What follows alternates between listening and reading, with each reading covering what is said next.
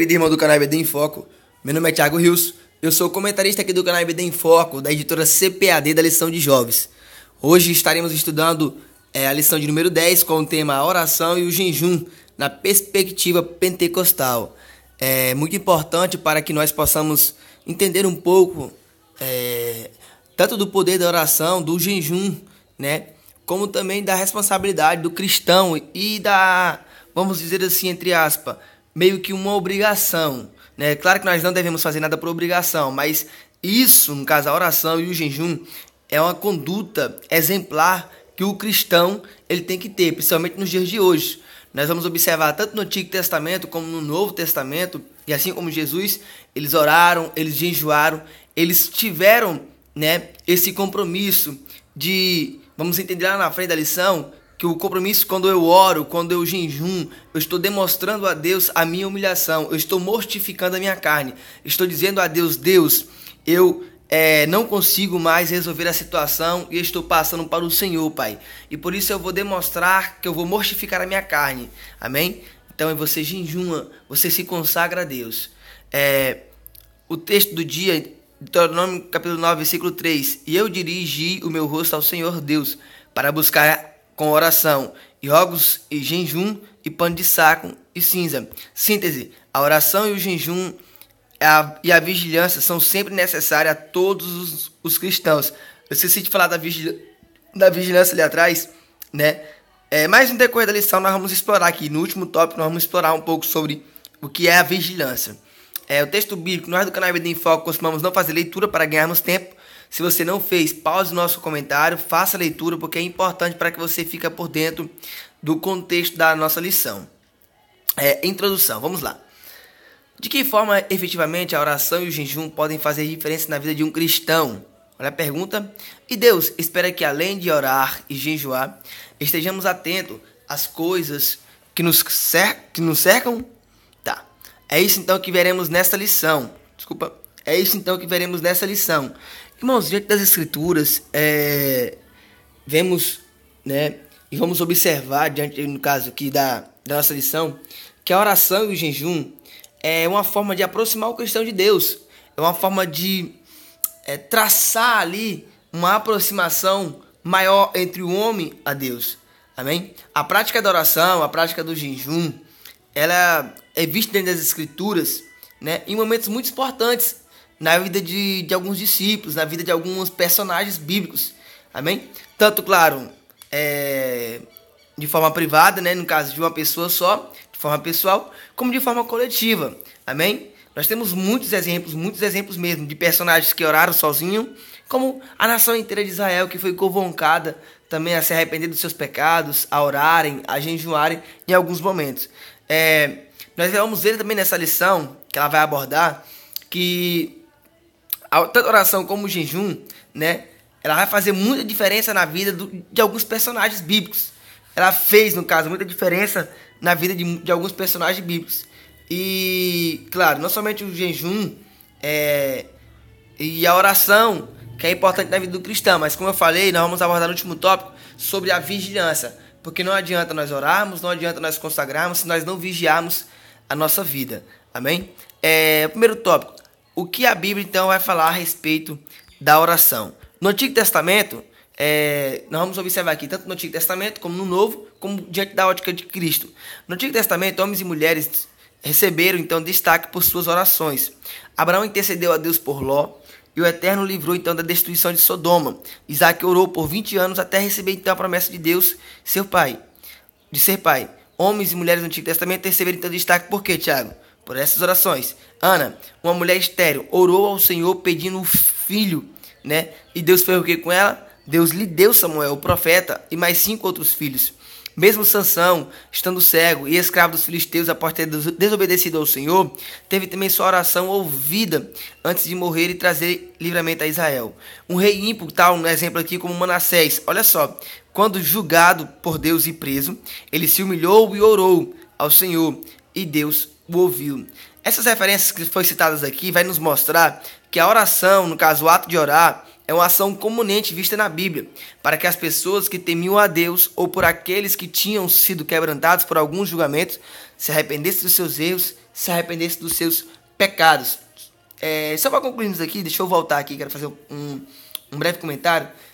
Precisamente do canal IBD em Foco, que nós observamos, né, que a oração, ela é o ato de você comunicar com Deus, né? Eu falei isso lá atrás, você está comunicando, você, ser humano, com Deus, amém? Então, quando eu oro, eu estou manifestando uma gratidão a Deus, eu estou manifestando um temor a Deus, amém? Eu estou manifestando a Deus que eu necessito da ajuda dele.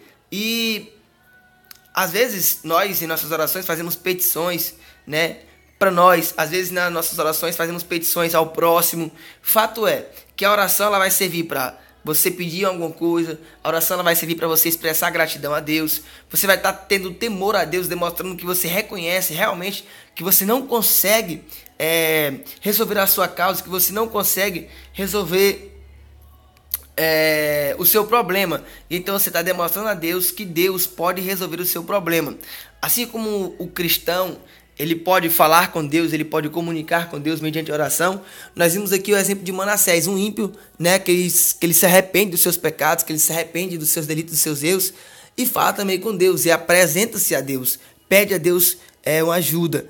Ou seja, o próprio Deus, ele vai também pedir para os discípulos, né, pedir para o seu povo, no caso, a se humilhar, a se arrepender dos seus maus caminhos, né, a buscar a sua face, amém? E tudo isso, claro, por meio da oração. No Novo Testamento também nós vemos aqui alguns exemplos. O pai de João Batista, Zacarias, orava para ser pai, mesmo sendo um homem já idoso. E Deus fez o quê? Ouviu sua oração, no caso, e foi pai aqui, no caso, do profeta João.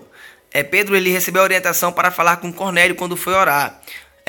Paulo, após o seu encontro com Jesus em Damasco, teve uma visão também quando orava. E recebeu a visita de Ananias, para que por meio das imposições de mãos fossem curados. A igreja orou por Pedro, quando Pedro, quando Pedro estava preso, e Deus então proveu um livramento da morte para o seu servo. A oração dos seguidores de Jesus precedeu então também da vinda do Espírito Santo. Havia uma promessa de que Jesus iria revestir o seu povo com poder e glória, né? E quando o Espírito de Deus se manifestou na vida dos discípulos, os encontrou então no cenáculo. Ele estava fazendo o quê? Eles estavam em comunhão uns para com os outros e orando. Na frente do templo, justamente na hora da oração, Deus vai usar então Pedro e João para levantar então um paralítico que, após curado, entrou no templo pulando e louvando a Deus. Foi buscando também um lugar para orar em Filipos, que Paulo ele encontrou uma mulher chamada Lídia, que servia ao Senhor e foi alcançada pela pregação, tendo sido depois batizado com sua família. Olha só, no Novo Testamento, não foi diferente, claro, do que aconteceu no Antigo Testamento, né? Nós vimos aqui alguns exemplos, no caso, muitos exemplos, nós temos muitos exemplos mesmo. Aqui o escritor da lição, ele colocou alguns, né? E eu só quero destacar um aqui, né, que é bem importante para o cristão. Um desses exemplos aqui que foi citado aqui anteriormente, nesse subtópico aqui, que é no momento onde os discípulos eles vão se reunirem, né, para pedir a Deus que Deus enviasse o Espírito Santo, pois afinal foi uma promessa que Jesus tinha feito para eles, ficar em Jerusalém, né, até que do alto será revestido. Isso é um assunto muito bem batido, mas só para refrisar aqui, o fato deles irem para Jerusalém e se unirem e orarem a Deus, demonstra uma comunhão não somente para com Deus, mas demonstra também uma comunhão para com o próximo. Que próximo, Tiago? Os cristãos. E isso é uma atitude ideal do cristão, amém? Nós temos que entender que devemos ter comunhão para com o nosso próximo, devemos ter comunhão para com nossos irmãos. Não adianta eu orar a Deus, clamar a Deus, né, na minha casa ou na igreja, sendo sozinho, sendo que eu não tenho comunhão para com o próximo. Nós observamos aqui, nesses exemplos, né, no caso aqui eu tirei somente esse, que os cristãos, eles clamavam a Deus sozinhos, clamavam, mas fato foi que eles uniram, né, e essa união fez com que o Espírito Santo derramasse o seu poder e revestisse todos os discípulos ali. No caso, o próprio exemplo foi Pedro, depois que ao sair dali prega e quase 3.000 almas se convertem. Amém? Mas o que eu queria deixar bem claro aqui é que o que Deus quer realmente de nós é que nós, assim como tenhamos comunhão para com Ele, nós também possamos ter comunhão para com os nossos irmãos. Amém? A oração, então, na ótica de Jesus. Jesus é o personagem principal do Novo Testamento, isso é fato. principalmente quando vai se tratar de oração. Jesus ensinou que deveríamos orar e que, crendo, receberíamos resposta de Deus e que seríamos recompensados por Ele. Quando contou a parábola da viúva e do juiz iníquo, Jesus ele ensinou que não deveríamos desanimar no caso de, aos nossos olhos, Deus demorar a atender as nossas orações. A oração sacerdotal de Jesus, relatada então no caso em João 17, vai nos mostrar o cuidado do Senhor em interceder pelos que criam e iriam crer nele. Nesse mesmo evangelho, Jesus vai dizer que devemos orar e que temos garantia de que Deus vai ouvir as nossas orações. Irmãos, Jesus ele vai deixar bem claro para a redondez do canal em Foco que os seus discípulos, no caso os seus seguidores, não somente os seus discípulos, mas assim como nós também, amém? Deveríamos buscar ao Pai, deveríamos buscar a Deus em oração e que as nossas súplicas elas seriam respondidas, elas seriam atendidas, né? Jesus ele sabia também que em meio a alguns tempos nós poderíamos desanimar e que esse desânimo, né, poderia provocar, né, o fato de as pessoas deixarem de orar a Deus, o fato das pessoas deixarem de buscar a Deus. Isso é fato. Vai existir alguns momentos da nossa caminhada cristã que nós vamos ficar desanimados na nossa vida. E aí era nesse momento que nós temos que realmente buscar a Deus. Mas por incrível que pareça, é nesses momentos que parece que algumas pessoas elas se ausentam da oração, se ausentam da conversa com o Papai do Céu, quando na realidade, quando passamos por aflições, quando passamos por problemas, dificuldades, quando ficamos desanimados porque algumas coisas não estão dando certo, são nesses momentos que deveríamos buscar a Deus em oração. São nesses momentos que deveríamos buscar a Deus, clamarmos a Deus. Amém? Foi por isso então que ele, no caso Jesus, ele falou para os discípulos, né, para que eles insistissem em oração, para que eles prosseguissem em oração, orassem. Por quê? Porque eles iriam receber resposta do Todo-Poderoso. Tá. O subtópico segundo que vai falar, o tópico segundo vai falar aqui. O que a Bíblia então vai falar a respeito do jejum? Nós observamos o primeiro tópico sobre a oração e agora no segundo nós vamos falar sobre o jejum. Hoje o jejum, então, no Antigo Testamento. Vamos lá. Chamamos de jejum o ato de não ingerir alimentos por um período de tempo para finalidades médicas ou espirituais. A palavra de Deus nos mostra que, em alguns casos, o jejum é associado à oração. Olha só, você jejuma, às vezes para você fazer um exame, para você tirar o seu sangue, mas também você jejuma também, no caso nós vamos aprender hoje, por motivos espirituais, amém?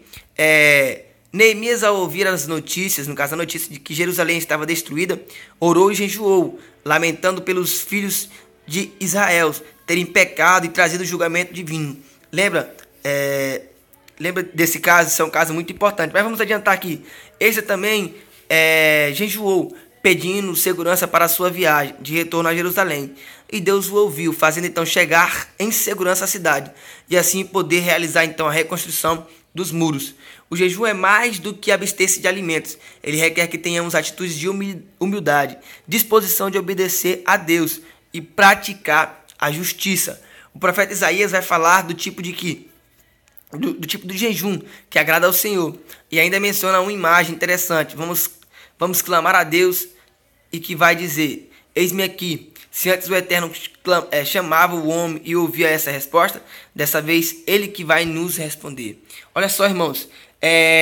Para quem não sabe, só para deixar isso bem claro, para quem não sabe, o jejum ele vai aparecer na nossa declaração de fé, da nossa instituição, da instituição Assembleia de Deus. Faz parte da nossa declaração. Isso vai nos mostrar aqui que o jejum, além dele ser praticado pelos cristãos, é recomendado para os seus membros. Amém? E a Assembleia de Deus teve esse cuidado de colocar na nossa declaração de fé, né? Só para mim explorar um pouco melhor aqui esse subtópico, né? Nós observamos aqui no Antigo Testamento que o jejum ele vai estar associado em oração. Isso é fato, né? Por quê? Porque essa prática ela vai acontecer quando o servo de Deus ele vai se humilhar, ele vai se arrepender. Então, é nesse momento que nós vamos mortificar a nossa carne. E é nesse momento que, lembra que Esdras fez o quê? Ele pediu a restauração do povo de Deus, né? E aqui nós entendemos que tanto Esdras como fez isso, nós também podemos pedir uma restauração pelo nosso filho, podemos pedir uma restauração pelo nosso pai, pela nossa esposa, pelo nosso esposo, amém? Pela nossa mãe.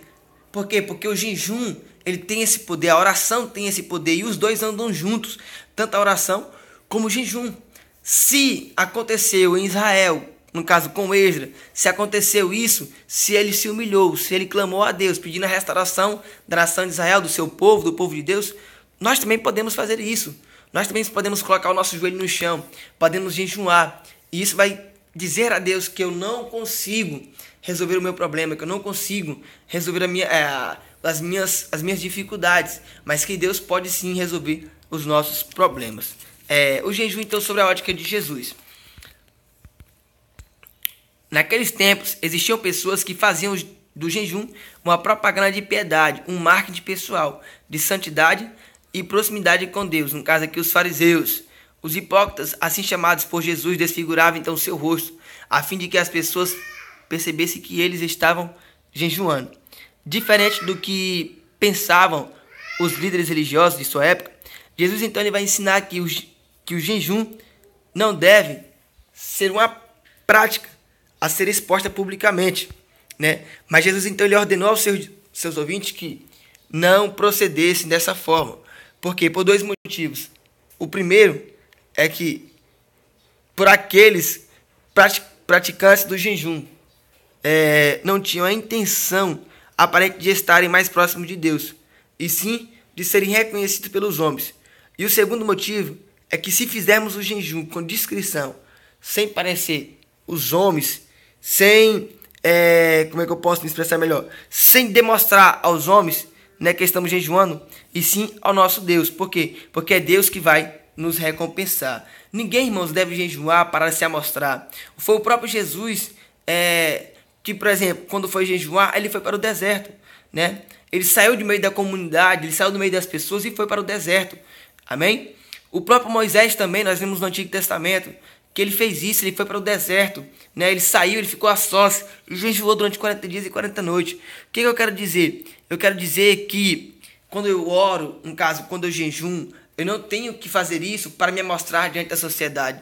Eu não tenho que mostrar para os meus irmãos da congregação, da onde eu congrego, da onde eu sou cristão, né, que eu estou jejuando e que por isso eu sou melhor do que os outros, por isso eu sou melhor do que os outros, no caso, do que os discípulos, por isso eu sou melhor do que outros irmãos, porque eu jejuo, não, amém? Mas eu faço isso por humilhação, por gratidão a Deus, porque eu estou dizendo a Deus, Deus, toma de conta da minha vida, né? Porque esse é um momento pessoal, né, interpessoal, entre o homem e entre Deus. Tá, para encerrarmos a lição, nós vamos agora para o último passo, que é orando e vigiando. A oração na vida pessoal e congregacional. A oração para o crente não deve ser opcional, mas, claro, uma necessidade. É um ato consciente pelo qual a pessoa dirige-se a Deus para se comunicar com Ele e buscar a sua ajuda por meio de palavras ou pensamentos. Jesus não abriu mão de estar com o Pai em oração, pois sabia que o seu ministério dependia de uma intensa intimidade com o Pai. Pentecostais são conhecidos pelas reuniões de oração que costumavam fazer, no caso, e que costumam, né, fazer, onde Deus manifesta então o seu poder. Muitos livramentos e vitórias do Todo-Poderoso oferecem então pela intercessão dos santos nas reuniões de oração. Por isso, pentecostais fazem questão de orar, tanto na coletividade, em reuniões de oração, quanto particularmente em seus lares ou outros lugares que estejam só. Irmãos, a oração, ela de forma coletiva, ela é muito importante, sabe por quê? Porque, como eu falei no subtópico anterior, né, vai demonstrar uma união e uma comunhão entre os cristãos. Amém? Segundo, esse exemplo é bem bacana para você levar para sua classe. Se você quer levar essa dinâmica, você leva. É uma dinâmicazinha, né, que você pode levar. Pegue alguns gravetos, e pega só um, e pega o fósforo, no caso, ou o isqueiro mesmo, e acende só um gravetozinho. Você vai observar que esse fogo vai se acabar rapidinho. Mas se você pegar um graveto e colocar outros gravetos junto com esse, amém? E você acender, você vai observar que o fogo vai ser bem maior, amém? Você vai observar que o fogo vai ser bem grande, né? Quando unimos, no caso, os nossos irmãos, quando nos unimos, principalmente quando nós fazemos isso, nós chamamos de vigília, né? Quando nós vamos para a vigília, você observa que o poder de Deus é poderoso, que é muito grande, que A unção de Deus é derramada de forma poderosa, porque parece que demonstramos para Deus que nós estamos unidos. Demonstramos a Deus que nós estamos em um mesmo propósito. Amém? Então, se você puder levar essa dinâmica para o seu aluno, leve, pega alguns gravetozinhos, né? O certo era com carvão, que com carvão o fogo fica maior. Mas você pode, se você não quiser levar os gravetozinhos, você pode contar como é que nós acendemos uma carne, como é que nós assamos uma carne. Lembra? Nós pegamos um carvãozinho, né? Acendemos o fogo ali num pano, num papel ou no plástico e pegamos o carvão e unimos o carvão para fazer uma grande chama e assar a carne. Da mesma forma é o cristão. O cristão ele tem que andar em união para que o fogo seja maior. Amém? Vigiando em todo o tempo. Estar alerta a sinais que possam nos levar ao pecado, a falta de comunhão com Deus é algo que deve ser aprendido. Jesus recomendou que a oração fosse acompanhada de vigilância, para que os discípulos não caíssem em tentação. Vigiai e orai, para que não entreis em tentação. Por quê? Porque na verdade o espírito está pronto, mas a carne ela é fraca. Jesus orientou que fôssemos vigilantes, porque não sabemos o dia em que o Senhor voltaria para nos buscar. E essa recomendação é tão séria que é repetida por Jesus em Apocalipse. Eis que venho como ladrão, e bem-aventurado é aquele que vigia e guarda as suas vestes. Paulo ele vai incluir a oração associada à vigilância, quando trata da armadura espiritual. Pedro vai dizer que devemos ser sóbrios e vigiar, pois temos um adversário que anda em derredor, a quem devemos resistir com firmeza, não em nosso preparo intelectual ou experiência, mas sim em nossa fé. A recompensa de ser uma pessoa vigilante é resistir a Satanás, não tomar atitudes precipitadas, nem se deixar levar pelo pecado. Irmãos, você, professor, pode levar para a sua classe de aula aqui nesse exemplo aqui. Eu vou só me adiantar aqui que eu tô um pouco apressado. Você pode levar o exemplo de um vigia. O que um vigia faz de noite? Ele vai vigiar para quê? Para que o ladrão não roube, né, o local que ele está vigiando, no caso, uma empresa, né, uma casa, seja o que for. Isso o cristão tem que ter. O cristão ele tem que ter esse espírito de vigilância. Temos que vigiar. Não adianta eu orar, não adianta eu jejuar se eu não vigio com a minha boca, se eu não vigio com a minha mente, se eu não presto atenção onde eu estou andando, se eu não presto atenção aonde eu estou mexendo, nas redes sociais, aonde eu estou entrando, aonde eu estou andando. O que acontece? Então, por isso que nós temos que vigiar. Não adianta eu orar, não adianta eu jejuar se eu não vigiar. Por isso devemos vigiar em todo o tempo. A oração com imposição de mãos. Há casos na Bíblia em que a oração ou transmissão de uma bênção ela foi feita com imposições de mãos. Jesus é descrito então como recebendo crianças em seus braços e abençoando-as com imposições de mãos. Ananias impôs as mãos sobre Saulo. Desculpa, é porque eu estou gravando essa aula aqui agora de madrugada, então deu um pouquinho de bocejo aqui, me perdoa. Mas Ananias impôs as mãos sobre Saulo para que ele fosse curado. Há casos na Bíblia em que a oração ou a transmissão de uma bênção ela foi feita com imposições de mãos. Paulo ele vai impor as mãos sobre os efésios para que eles fossem cheios do Espírito Santo. A Bíblia diz que depois que Paulo orou, né, a Bíblia diz que Paulo estendeu as mãos, né, impôs as mãos sobre aqueles que estavam ali em Éfeso, e o Espírito Santo desceu e se manifestou ali com aquelas pessoas. Lembra também a Timóteo que não despreze o dom que recebeu por imposições de mãos do presbitério e por profecia. O mesmo Paulo recomendou para que Timóteo não impusesse as mãos precipitadamente sobre ninguém. Imaginemos então um apóstolo impondo as mãos em uma pessoa reconhecidamente pecadora, que pede oração para fazer aquilo que é contrário à palavra de Deus. O obreiro pode então acabar participando dos pecados dos outros, e por isso então a recomendação paulina de não ser precipitado numa hora tão séria então como essa. Impor as mãos durante a oração é um mandado bíblico, mas que deve ser feito com cuidado e, claro, com vigilância. Irmãos, a Bíblia vai mencionar inúmeros casos, né, de pessoas, né, que oraram, né, e que essas orações vieram acompanhadas, né, de imposições de mãos. Amém? E às vezes até para transmitir uma bênção, né, como no caso de Moisés para com Josué. Lembra quando Moisés ele vai apresentar Josué, consagrar Josué, ele põe a mão sobre Josué. Jesus, ele quando recebeu as criancinhas, né, no seu colo, a Bíblia diz que ele foi apresentar as criancinhas, né, ele estendia as mãos sobre as crianças. Amém? Isso vai demonstrar o quê?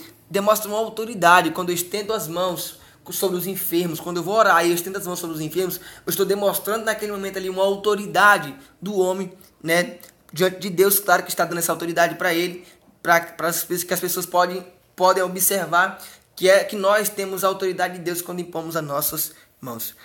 Para concluirmos, eu vou só fazer a leitura aqui para encerrarmos. Orar, jejuar e vigiar são disciplinas das quais todos os servos de Deus deveriam então ser praticantes, dado a sua importância para a vida espiritual. O inimigo deseja que nos esqueçamos de ter uma vida de oração e jejum e que sejamos desatentos às circunstâncias que nos cercam.